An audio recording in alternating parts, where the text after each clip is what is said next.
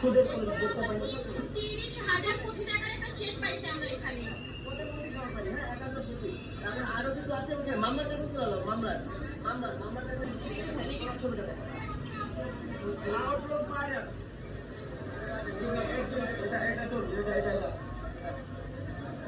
এখানে হচ্ছে মানে যত চা পাইছি সব হচ্ছে অবৈধ সরকারি জিনিস। আর আমরা একটা টাকা 300 কোটি টাকা 300,000 কোটি টাকার একটা চেক পাইছি। যেই চেকটা হচ্ছে টাকার অ্যামাউন্ট ছিল আমাদের শূন্য। এই যে দেখেন আমরা ফার্স্টে হচ্ছে একটা পাই, এই যে এইটা আমরা ফার্স্টে পাই।